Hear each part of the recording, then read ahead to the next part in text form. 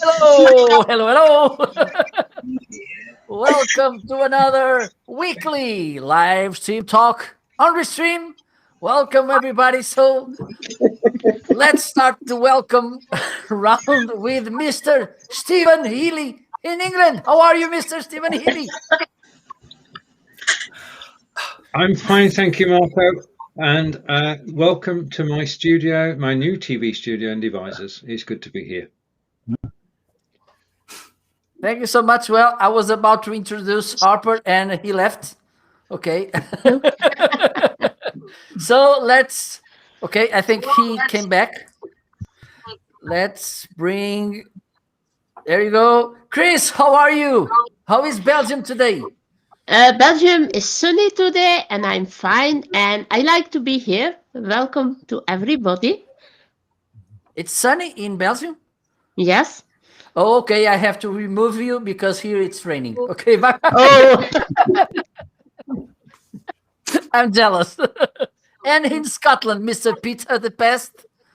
Yeah, a nice day. Chilly. It's a chill in the air, but it's a lovely day. I've just come back from walking the dog. Great.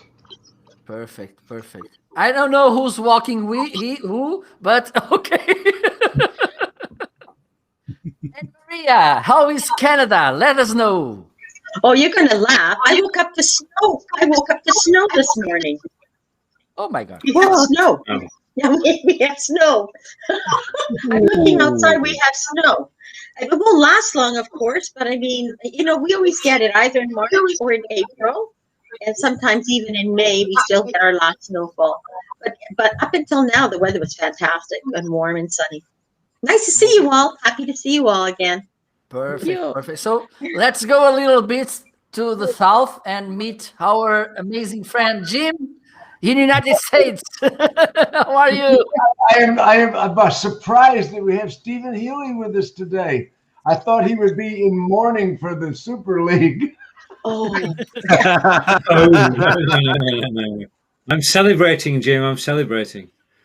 ah. Oh dear. And so let's get back to United Kingdom and meet Mr. Nick Wood. How are you? Very well, Marco. Thank you. I've got backdrop envy aplenty, so I really need to sort something out with my backdrop. But maybe next week. Who knows? And let's get back to the United States and meet. I see Stephen has joined me, so make me feel less I bad. have. I'm empathizing. Harper, how are you? I am doing good. I'm doing good. We're under what's called a red flag warning conditions today for weather. Very dry, very windy, and absolutely no humidity. So I can't complain. It's going to be like 87 to 88 degrees here. So, and that's a red flag. yeah, That's a dream. When it gets to about 115 to 120, then it goes to black flag. So, Oh my God. we get toasty warm. You can't even touch cars because they are so hot. Yeah. It's time to say, can touch this. Dun, dun, dun, dun, dun, dun, dun, dun. Can touch this. Dun. So, Sorry, Marco. yeah. Come on, Stephen. Come on. I was just going to ask Harper what sort of preparations you have to make in case it does go black.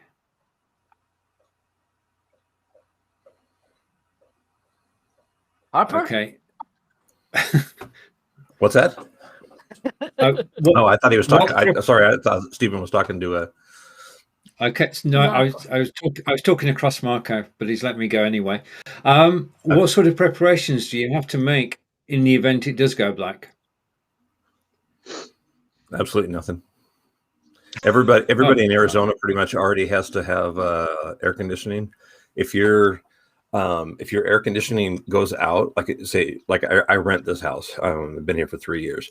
And if the air conditioning goes out, that's just as much as an emergency as not having power, not having water.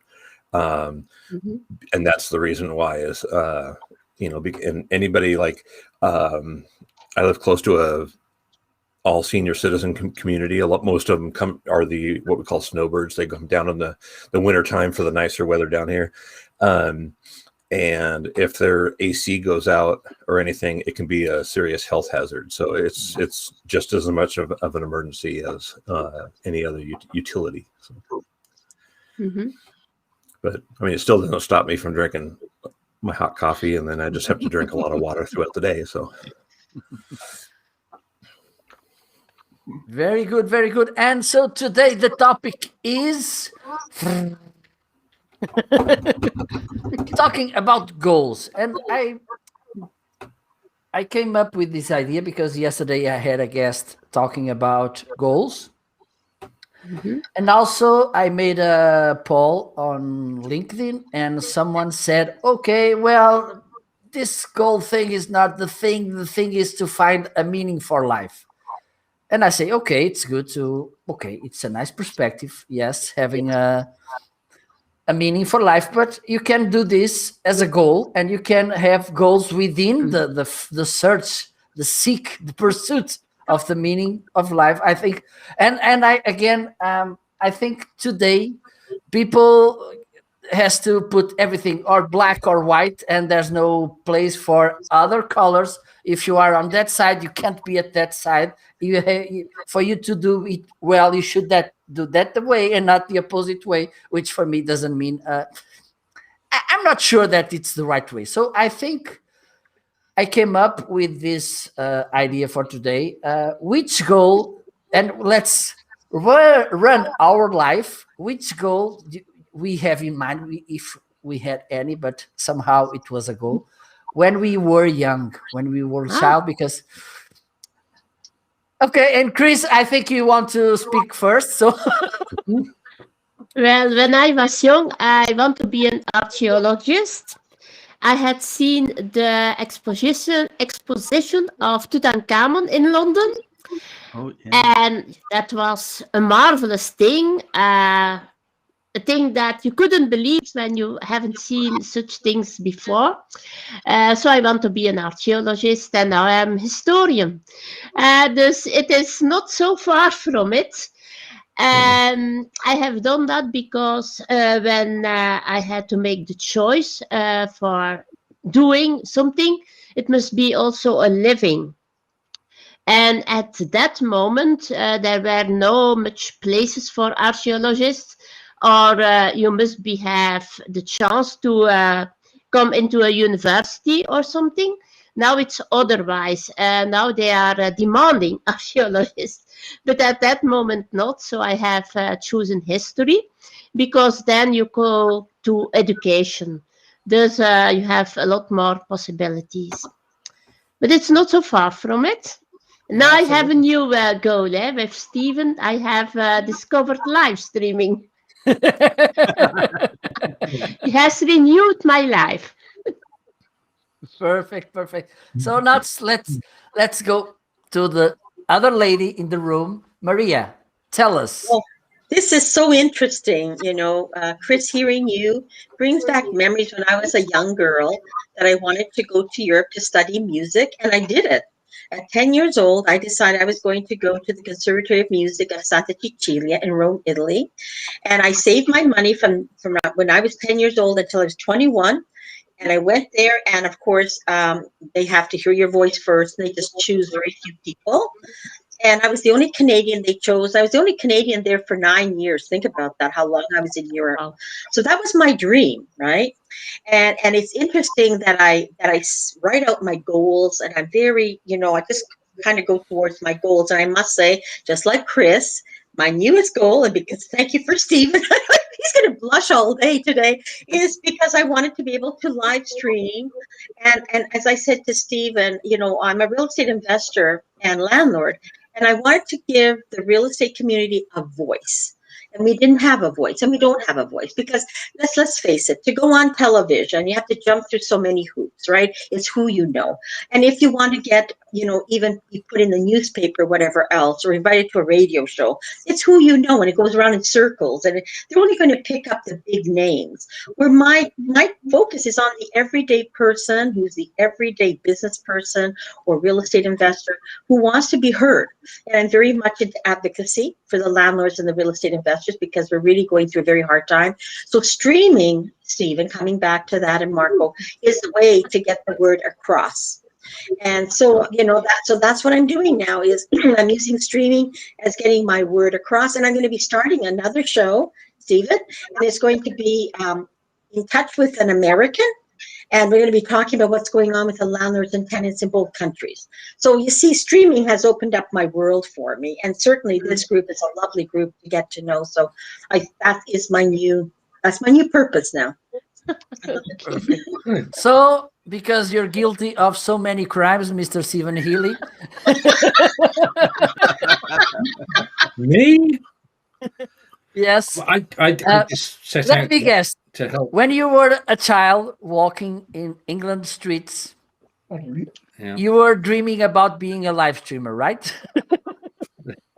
No, there's no such thing back in those days. I dreamt, and Peter possibly too dreamt of the same thing, and that was being a train driver, because steam trains were the thing. And we used to go and we used to watch the trains and go train spotting. No, I wanted to be an accountant. And my mum said, that's a good idea. So I went and became articled to a firm of chartered accountants. And my first job as a chartered accountant is, do you remember the old Olivetti adding machines? Yes, I had one. Yeah. Okay, yeah. I had ledgers full of numbers, and my first job was to actually add the books up, make sure the additions were correct, which of course they were, because otherwise the books wouldn't have balanced. But my other job, whilst I was there, was twice a day I had to make the coffee. Now, this wasn't any coffee. The building itself was on 3 stories, and you had to make coffee for everybody from the office junior, which is me, to the clerical office, and right up to the partners who had offices right at the top. And there was a kitchen, and there were 2 pans, 2 huge pans. One you put milk in, and the other you put coffee in. And you had to make sure that the coffee was the right strength, the milk was the right temperature, and then you mix them together, and you took 12 coffees around the office, up and downstairs, making sure you didn't spill any. And that was sort of twice a day. But I had a friend who became a friend through accountancy. His name was Richard Sager. And I went to work at our Burnley office as still a training accountant. And every morning he would come into his office, sit at his desk. He'd open his left-hand drawer, just take a quick look. He'd open his right-hand drawer, just take a quick look. And then he was set for the day. So we said, what are you doing? He said, well, if I open the left-hand drawer, it's got the word debit inside it. So I know that's the left-hand side. And if it's open the right-hand drawer, it's got the word credit in it. So I know I'm all right for the day. Yeah, so accountancy was the thing. I was an accountant before I became a software programmer, before I became on video. So 3 lifetimes. So perfect. Let's go to the pest man. Yeah, interesting. I've got to tell you one thing before I start. In the United Kingdom, if you were given the death sentence, right, we used to put a black cap onto their head and say you will be hanged by the neck until dead. Now, if I went before the judge and he said, put on the, and then he said to me, Peter Stewart, I sentence you to be an accountant for the rest of your life. I would say, any chance of hanging me instead, mate? Right, anyway. So when I was a kid, I was I was in for the ducks of the school, which meant that I was one of the top kids in my primary school. But then things went wrong. And I didn't learn. I left school with no education. But something very important happened there. A teacher made us in the class write down what we're going to do with our life. Mine was simple. I was going to leave home because I hated it. I was going to join the army, which I'd done. I was becoming a lorry driver, which I'd done. And then one day I said I would have my own business. How they laughed. Yeah, they laughed at me. I'd done it all by age 27. I got my own business. Now, one of the mistakes I made in life was not setting any of the other goals after I was 27. So that was, so that's what happened there. But that was an early goal, and it made me think of writing things down. Now, recently, during the COVID, I've been thinking about my life. And I always wanted to go around the coast of the UK in a camper van or a caravan, because I've got a bit of the travelling gypsy in me, you know? Mm-hmm. So I said to Sheila, she's always wanted one too. I says, have some money. All the money I would have spent on gadgets and whatever, I'd give her some money and we're buying a camper van. And that's the goal. And my goal is to get up every morning, open the curtains and look out and go, oh, I'm still living then. Yeah, that's me. Perfect. Okay. Mr. Jim, Oh, what do you have to tell us? oh, when I was a young man, I wanted to be a professional wrestler. Oh my God. Wrestler. I was bench pressing 450 pounds. I was 23 years old, and I worked out in the same gymnasium as all the professional wrestlers, and I wasn't tall enough, which I didn't know was a prerequisite. You have to be tall to be a wrestler. You know that. I went to Don Curtis, the promoter, many times. I want to be a wrestler now, and then I became a disc jockey, and my goals changed. I said, I want to be a famous DJ, and I achieved that. I became famous nationally in that field. But for some reason, I noticed the salespeople made all the money. Disc jockeys really don't make any money. You know, it's a lot of glamour in those days to be a celebrity disc jockey, but the money was terrible. The salespeople made all the money, and they got to wear coats and ties. So I said, hey, I'm going to get a job where I can wear a coat and tie. So the owner of the radio station, Stanley Kaplan, I had lunch with him, and he said, Jim, you're too rough. I can't put you as a salesperson. You know, I've had to bond you out of jail myself. you know, you're too rough. You know, I said, well, I'll go work for another radio station that'll let me be a salesman. And so finally, we cut a deal, and I became a salesman. And you know, it was my goal until I left the radio business and got in the automobile business, and I set records. I became nationally known again, and I wanted to be the best. And I set records. Which to set records, you have to find out what the records are first. Most records are not set accidentally. When I asked one of my supervisors, what is the record? And he told me, and I went consciously after it. I became a national consultant. I began speaking at conventions, and my goal now is to be remembered. My goal now is to leave a legacy. I achieved the money. I have enough money. I'm not the wealthiest person you know, but I have more than I'll spend in my lifetime. I'm 74 years old. So now I want to be remembered. I want to be remembered for being really good at what I did. I want to be remembered for helping other people. I have helped a lot of people in their careers and their lives, and I've made a lot of people's lives better. So helping people is one of my goals today. There was a time when Grant Cardone and I were neck on neck. I mean, I was in competition with Grant Cardone. I mean, we were both recognized about equally in my industry. And somewhere along the line, I said, no, I don't need to do that. I really don't want to be that intense. I don't want to be that, I want to do other things. So I slowed down, and he and I went different directions. And so that's what I want. My goal now, Marco, is to be remembered, fondly and respectively. I want people to say Jim was really good at what he did. He helped other people. He was arrogant. He was egotistical. He wore too much jewelry, but he was good.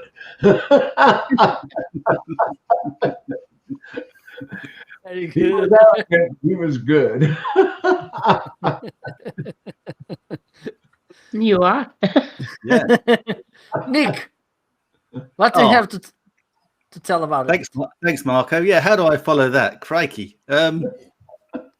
Yeah, my goal when I was younger was I wanted to be a fireman. That was, Okay. that was my big goal. And one of the qualifying criteria, the people, I knew a couple of firemen, and they said, "Oh yeah," they said, "one of the things you've got to do is you've got to be able to carry a 6-foot man over 12 stone, and you carry him over your shoulder for 100 yards. That's one of the tests." My God, there wasn't a party I didn't go to. If you were 6 foot and over and looked about 12 stone, I had you on my shoulder, and I'll be walking you all around the garden, whether you liked it or not. What they hadn't told me was there was another incy, wincy, tinsy little thing. They had a height restriction. You had to be 5'10", and I was 5'9" if I was on my tippy toes.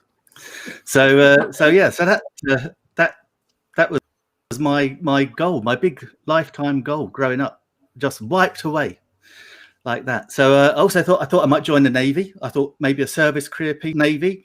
I went to the Navy recruiting office, and I thought I don't think they got to a height restriction there. And this really gruff recruiting sergeant-y type bloke was there saying, I was only like 17, and he's saying, "So what do you want to do in the Navy?" And I'm like, "Oh, I don't know. I'd like to be a diver." And then he asked me the question I just could not answer. "What sort of diver?" And I'm like, "One in the sea?" It's like, I don't know. I'd watched a couple of Jacques Cousteau. And that's what I thought. That's it. Put a wetsuit on, air, go. I've seen one of my great friends when I was in Germany used to be a Navy master diver, and I was telling him this story once, and he goes, "Oh, you know what, Nick?" He goes, "It's not all it was cracked up to be." He goes, we used to go down there. We'd be building bloody bridges, and he said it was boring as hell. So luckily I didn't do that. I consider being a male porn star, but then apparently the girls get more money and we do all the work. So I thought that's not for me. So I did what anyone would do in that situation. I liked Stephen. I became an accountant.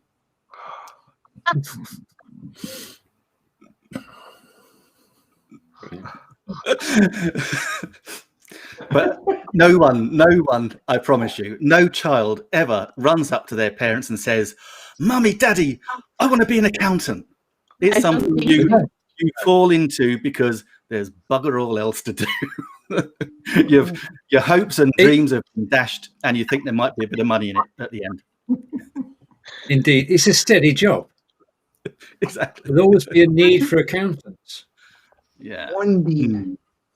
So yeah, but anyway, I was an accountant for a while, priced healthcare, and then I did have another goal, and that was I always wanted to own my own business. So I did that when I was I think I was 28. It went bust when I was 30.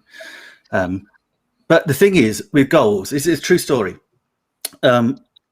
Seriously, if a goal is big enough, and I've read this in books, and it's like, if the goal is big enough, the facts don't count. And this is absolutely true.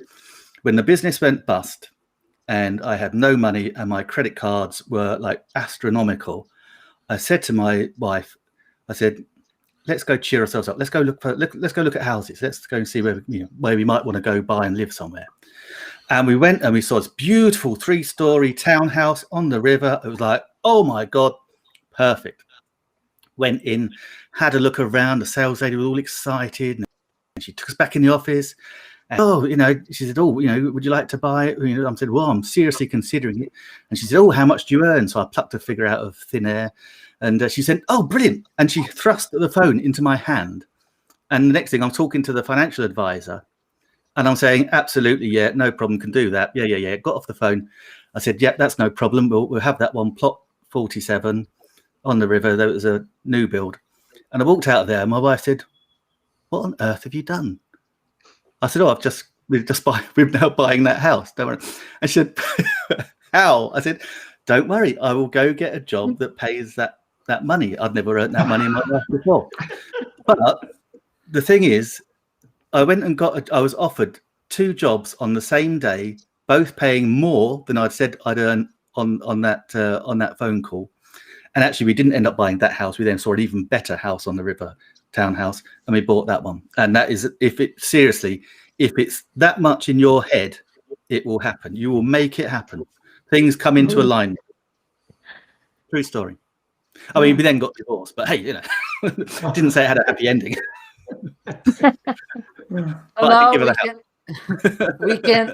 We can talk with Harper, and Harper became a fireman and also a wrestler because he's tall enough.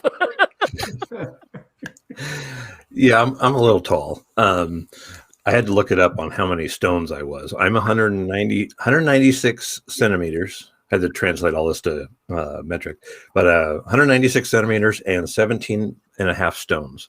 So you wouldn't have wanted to carry me. Not a bad don't worry. You'd have been in safe hands. Since I was 5 years old, I wanted to be a police officer. And so that was my growing up. I knew in high school, I knew everybody who did drugs, who was dealing, every shortcut through town and everything. I mean, I knew everything. But then when I graduated, I was like, well, I'm not old enough to be a police officer yet because you had to be 21 and in order to carry a gun, and that they wouldn't hire you as a police officer right out of high school. So I figured, well, I'll go to the military. My grandpa always, raised me talking about the Air Force and stuff. So I went down to join the Air Force, and they weren't there. So I ended up joining the Marines. And I said, I told them, I don't care what uniform I'm wearing. I just want to be a police officer. And so I ended up going into a recon unit in the Marines. They didn't send me to a military police unit, but after 4 years of that, I'm like, I'm going to get myself killed. I want to go, follow my my dream to be a police officer. So, but I got, with all of our defense cutbacks and everything after the Persian Gulf War, they pushed a bunch of us out of the military. So I planned on, my goal was to get in the military and retire, either that or have a plan to get out and be a police officer. And I'm like, okay, so here I am after 4 years. I'm old enough to be a police officer, but I don't have any experience through the military. I'm like, what is going on? So I had multiple different jobs, still working to try to, every 6 months, I would go back down to the recruiting office and say, are they letting us back in yet? And for 6 years after I got out in 92, they forced a bunch of us out. Every 6 months, I would go down to the recruiting office and put in paperwork. I want to go back in. They weren't even denying it. You'd submit the paperwork. They were throwing it away. They were getting so many of them. But then I found a program where, because I went from active duty, I went into the reserves. I wasn't going to go just straight civilian, and I wanted to stay as part of it. So I ended up joining the reserves, and I found, I did, mind you, this is 94. So the internet hadn't, been invented yet. So I'm looking through, books and documents. I'm trying to find a way that I can get back on active duty. I found a job as a military recruiter program that was only for the reserves, but it hadn't been used in like 20 years. And I'm like, I couldn't, there was no end date for it. I'm like, is this still in the books? So I found out what form I needed to do. I found a copy of that form, filled it out, submitted it. And they're like, And the person I submitted to, they said, that's not even a rule. I said, submit the paperwork. I became an active duty recruiter. And they were just like going, you're a reservist. Not anymore. So for my time at my 3 years as a recruiter, I was on active duty. So I was like, yes. And my whole goal in there, I was a good recruiter. I didn't like it because I'm not a salesperson. But I found out really quickly, because I used to do a lot of sports in high school. You find the most popular people, like if it's football season, American football, if it's football season, you find the quarterback or you find one of the star players. Get them to join. Everybody else wants to be like them. They come to you. So they're kind of like your marketing. Then soccer, you find the lead guys in there or the lead girls on the girls team, and everybody wants to follow in. So they're your marketing. So you don't have to work as hard. Then I can continue trying to figure out how do I get myself back in active duty for sure. And so I did that the whole time. After I got off recruiting, I had to go back to the reserves. And then the guy who replaced me calls me up one day. I'm a department manager at Sears. And he goes, who's your favorite recruiter? And I said, well, I am. And he goes, okay, well, who's your second favorite? And I said, that all depends on what you got to tell me. He said, they're accepting paperwork. I said, hang on. I told the store manager, I said, I'm leaving for the day. And he's like, what? I'll be there in 10 minutes. And so I went down there, put in paperwork. And he said, what job are you going to put in for? And I said, military police. He goes, it's closed. I said, I don't care. I put in, you had 3 choices. I put in military police, military police, military police. And then I wrote a letter on why I wanted military police. It came back like almost immediately, which means like 2 or 3 weeks. And it got military police. And he goes, how did you get that? It's a closed field. Nobody is allowed it. I said, now you know why you're not my favorite recruiter. So I ended up getting that, and I did 4 years in it, and then I got forced out. Well, I didn't get forced out. I tried to get stationed closer to home. In the Marines, it's hard as active duty. You're never going to get stationed close to home because there's so few Marine Corps bases in the U.S. Most of them are all overseas and stuff anyway. My daughter was 8 years old. This was after my first divorce. I have 3. So my goal was, she was 8 years old, and she was, it was so hard being away from her on her. I could deal with it, but because I knew what my end goal was. But I was like, all right, I need to get closer to her. So I tried to get home, be stationed home, and everybody that could make those decisions said, I guess you're getting out. Okay, I took that as a sign going, all right, maybe it's time to go, start looking for civilian law enforcement. So I looked for the Washington State Patrol because that was my home of record, was Washington State, and had everything all planned. I went through the whole screening process, the lie detector, the oral board, everything else. They told me, you are the perfect candidate. I passed everything. I mean, everything that I did because I wanted to be a police officer my whole life. So my mindset was exactly what they needed. 3 days before they offered me a job, and 3 days before I was supposed to start, the psychologist at the last minute said, eternally denied. I can never be a Washington State trooper. And I'm like, what is the problem? So their whole recruiting staff is going, what? He is the only step in that whole process that doesn't have anybody that can overrule him. I found out that he tried to join the Marine Corps back in early days in college before he became a psychologist or psychiatrist, and he was denied. So ever since then, anybody who was a Marine Corps recruiter, he would automatically deny. So a couple of years after that, I went on with my life, and I got approached by somebody else going, hey, why don't you be a state trooper? And I said, I can't. I'm eternally banned. And he goes, you can't be eternally banned. He goes, give me your information. Let me look. He called me back like 20 minutes later. He goes, I don't believe it. You're eternally banned. How? And I said, well, how long is this guy going to be there? I mean, maybe when they get another guy, I'll reapply. He had only been there for like a year, and they're like, this guy will be here for another 30 years. And I'm like, ah. So, I mean, I had to go on. I mean, it's like, but in the military, I did, as a military police officer, I worked so much with civilian police officers. And I did undercover. I did everything except for SWAT.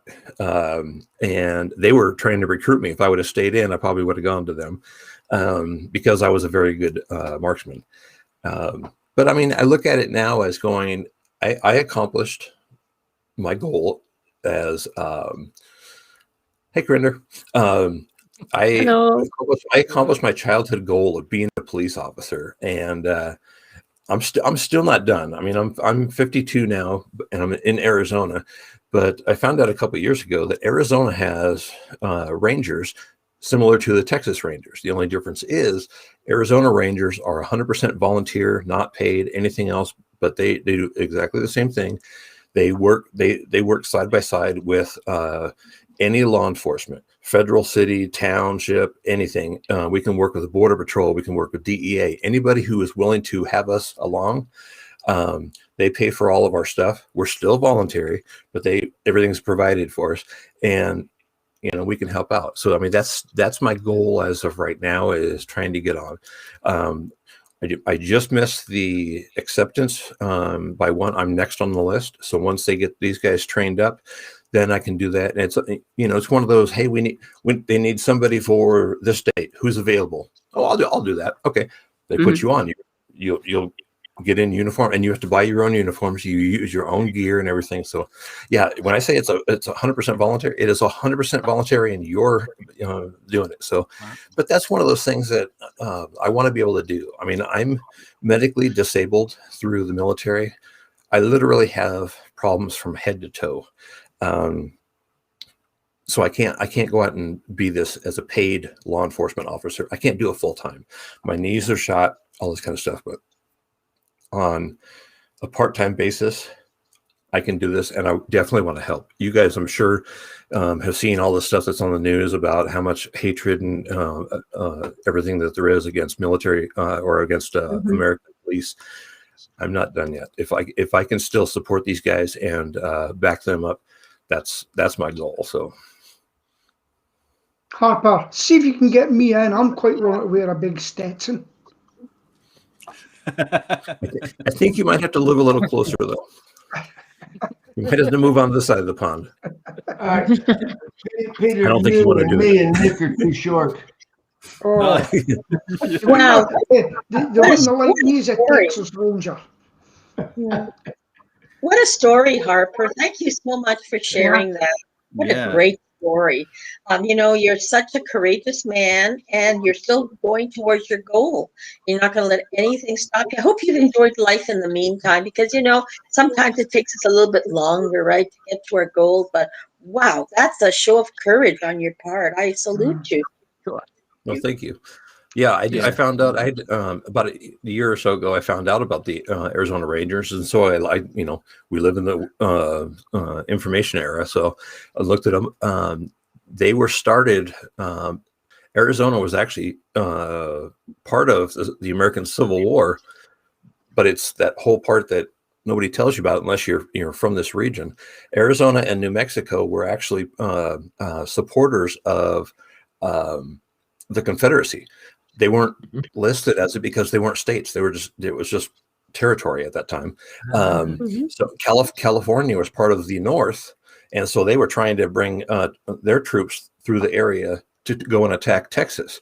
Well, the job here was to stop them, and so there's actually a lot of battles here in Arizona where they were ambushing the California troops from doing that, and then they ended up the Arizona troops militia would go and help Texas up in Oklahoma area and stuff like that. So, I mean, there's a lot of history. And then after the Civil War, they disbanded. But then in 1909, 1910, they were looking at making Arizona and New Mexico a state. But and this is back in the Tombstone time frame, there was looking at, there's so much lawlessness with all the cowboys and everything out here. They needed something to clean it up. So the he wasn't really a governor, but the guy who was in charge of the Arizona Territory said, hey, let's get the Rangers back. Let's activate the Rangers again. Go in and clean up all this crime and everything. Because the U.S. is never going to make Arizona a state if we're running amok like this. So the Arizona Rangers went through and cleaned a bunch of it. They actually worked with the Mexican government in Mexico to help clean up that side of the what we would now know as cartels.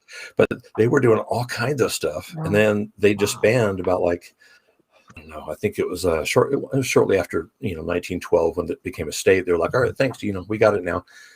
And then 1957, it became all voluntary. So it's hey, we're gonna do this. We'll support whatever. And so ever since then, it's been all voluntary. But there's a huge history, but nobody knows about it. So look up Arizona Rangers sometime. It's really cool. So even back then, you're telling me California was full of lefties. Yes. That's how deep it goes. But yeah, never change. But yeah, that's actually how it's nothing new. Back in the 1800s, the mindset was still that of what was considered the North. So yeah, they were trying to get to Texas. Yeah, and they were attacking Texas, which wasn't a smart move. So, wow, good story. But that's my history lesson for today. Sorry to take up so much time. No, that's fantastic. That's fascinating. Extremely interesting. Yeah. Mr. Martin, I'll ask you a question. Do you know where the words came? I don't know if you use it in America. You've got me over a barrel. Do you know where that came from? No, right. So, when Britain owned India, it was our territory. Some of the locals rebelled against us. And when they got hold of them, they lined up cannons and they tied them to the front of the cannon with their arms back on the wheel. They lit the fuse and they went boom. Other people seen this happening, and if there were any trouble, they would bottom war time up and they say, no, are you going to have any problem to us? And he goes, well, I suppose not, because you've got me over a barrel. And that's where the saying comes from. Gotcha. Yeah, I've never heard that one. How about you, Jim? Never heard that. No, over a barrel. Obviously, a British one. Probably. And, those ungrateful colonies, eh? I don't know. Yeah, I know. Yeah. You know what the saying? We sell the ones really kick you guys out. one more. Do you know the saying? They've let the cat out of the bag. Have you heard that one? No. It's a Navy one. It comes from the British Navy. When people used to get the cat of nine tails, used to whip him, right? Yeah. And it was kept in a bag. And when it came out, they let the cat out of the bag. That was it. And it's all, so there's a lot of British sayings comes back from our Navy and also from the British Army in India. So I got one for you, Peter. You ready? Yeah. Where does the word blimp come from? And it was British, by the way. Where does the word come from? Blimp. Blimp. I think blimps used to fly over Britain and drop bombs. Where did the word come from? Why do they call it a blimp? Because when you looked up and you blimped, you've seen it. Originally it was invented in England. It was called a limp, L-I-M-P, because it didn't have a frame. Right. But the A model didn't work. So they adopted the B model limp, the B limp. The B limp. Right. It's amazing, all these things that we know. One more. And don't know this one, Nick. In the British Army, they used to hand your dirty sheets and everything, anything you need washed. And where did you hand them in to, Nick?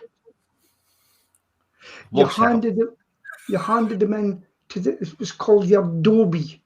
And the people that used to wash everything for you in India were the Dhobi men. Yeah. And that's my last one. I've plenty more, Yeah. but Okay. I'll hand back to the compere. Marco,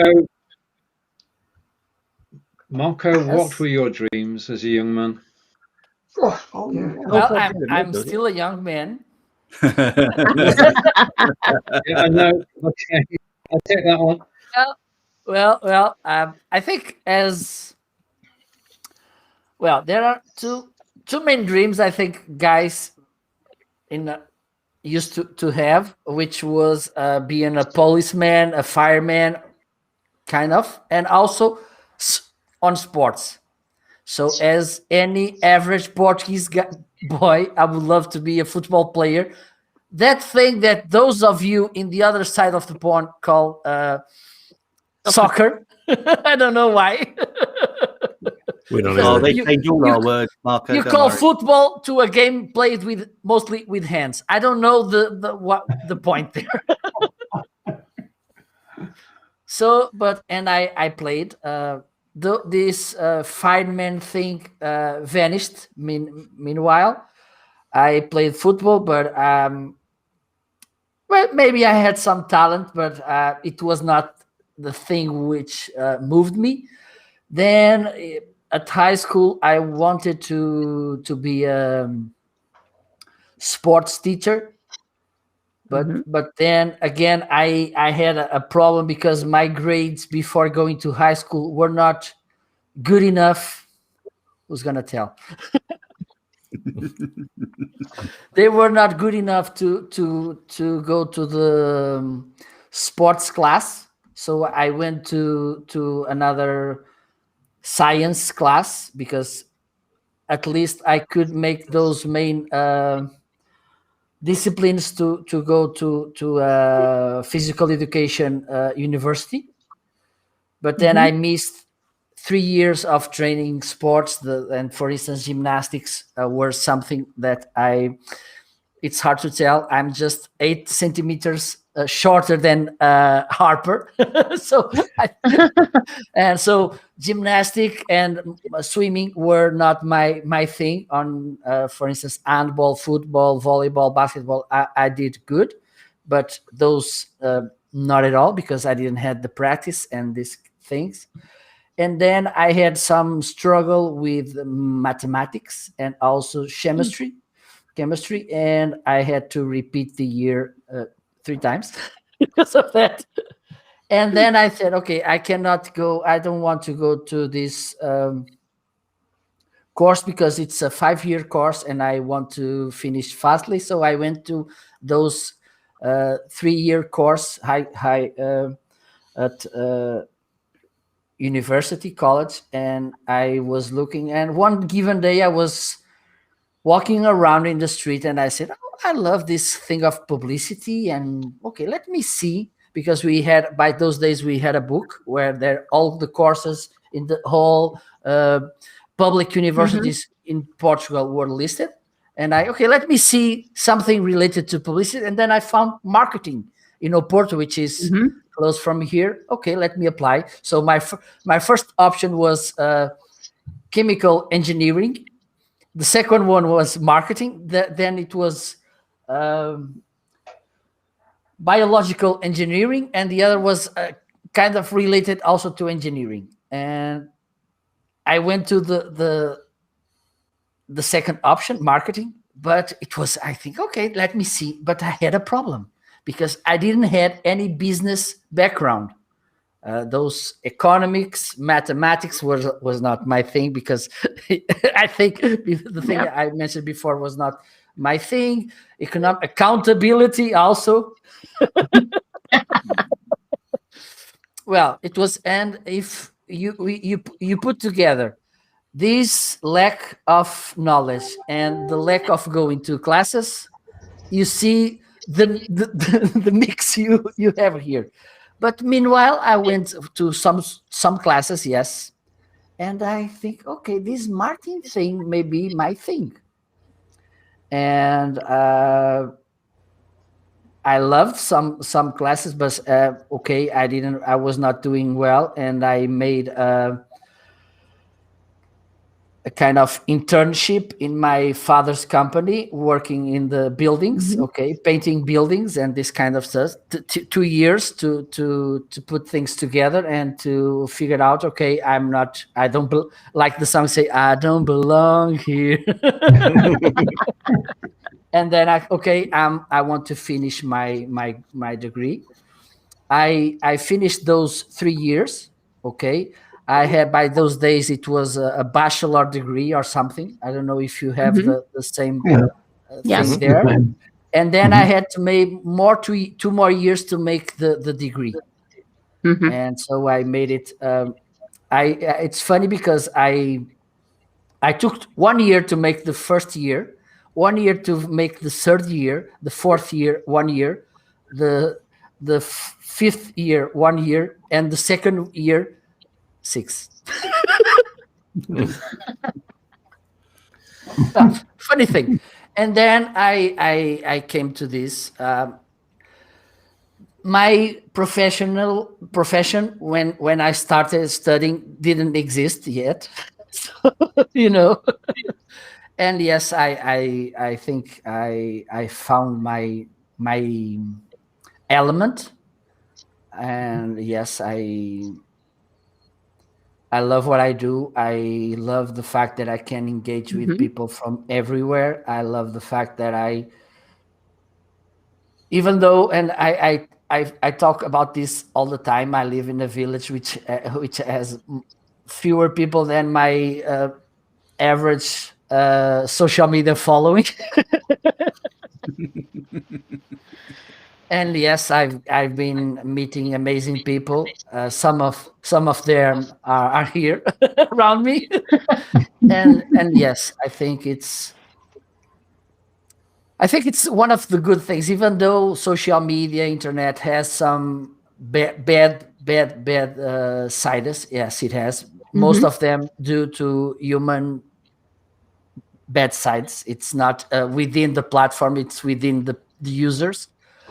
It has so many good things, and people usually.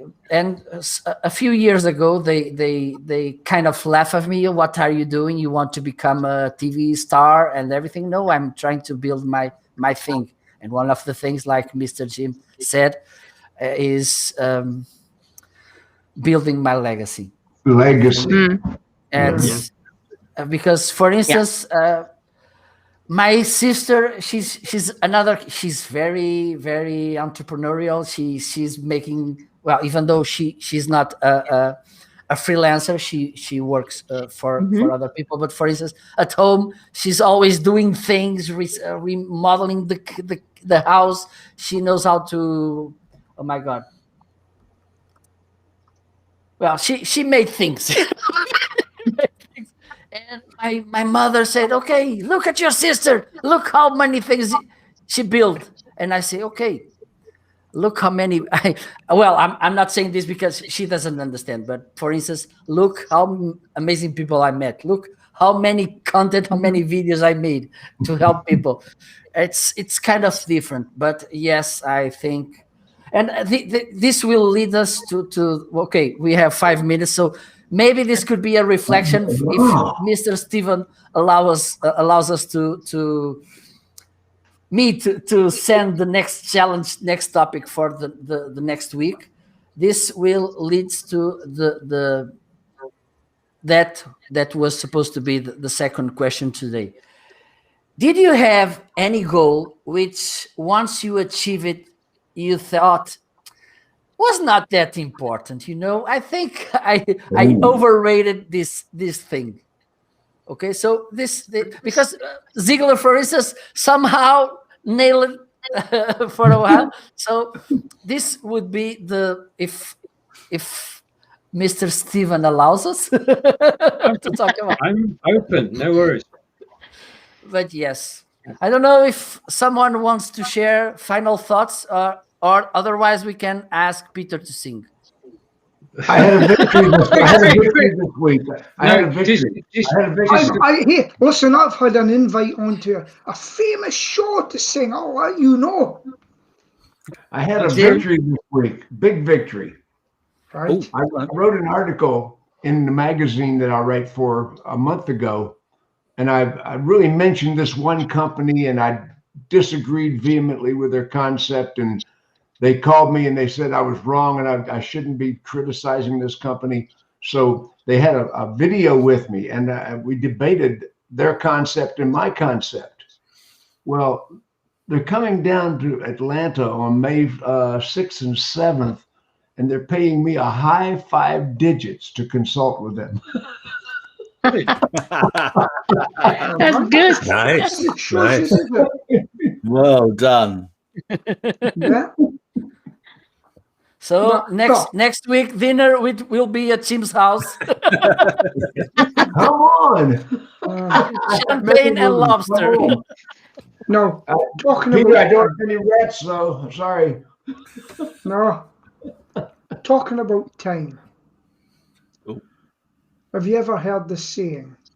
He wouldn't give you the time of day. Have you heard that? Yes. Right.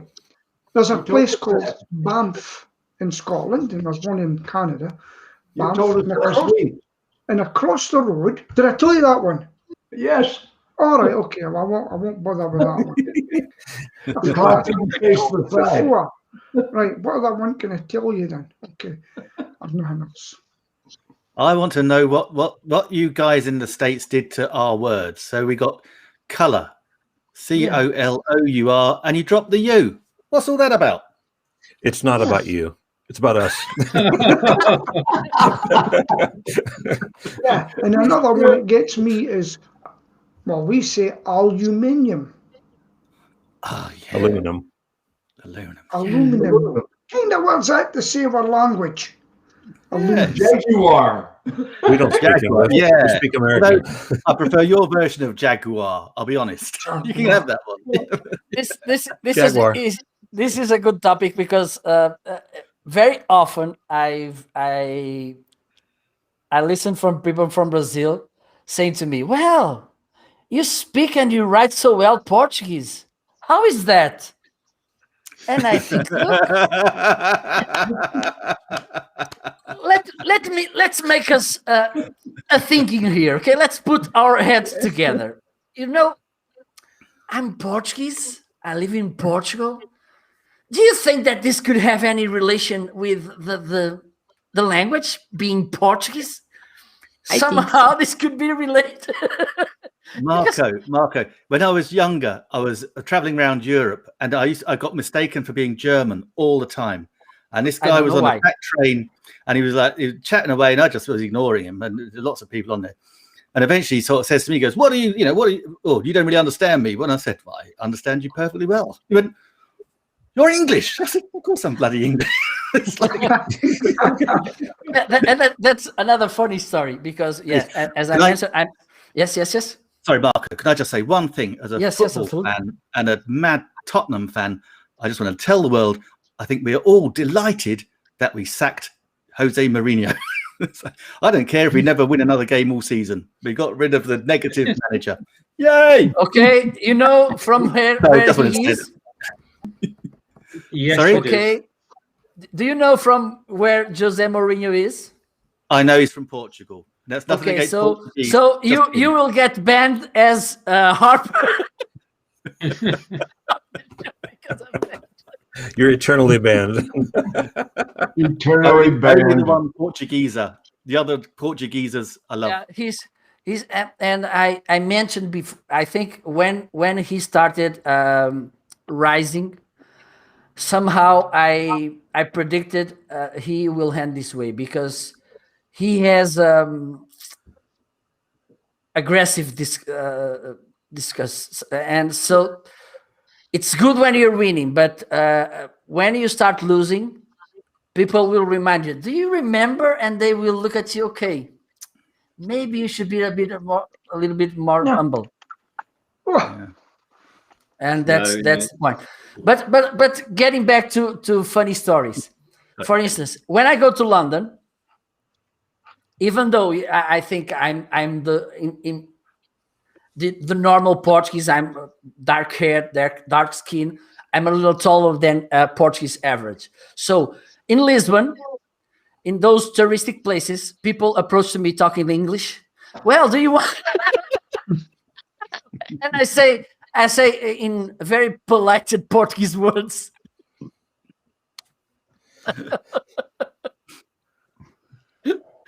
Now, So we have here Laxman. Hello, my friend. Hello, Lax. I think I'm doing it. Yes, yes. How long has a mousetrap been going, do you think? A mousetrap has been going a very long time. And as a new mouse, they're always reinventing the mousetrap. Right? And this is the one I've been waiting for. It's called the clip. Right? So you don't have to set it with your fingers or anything inside. It's all made for you. And all you've got to do is pull it back like that. And that's it set. Put it down. Mouse runs in. Doesn't go there and hits it inside. And Do you have any mouse there to show how does it You know, in the United States, in the States, we say the early bird gets the worm, but the second mouse gets the cheese. Yeah. That's right. We are forever.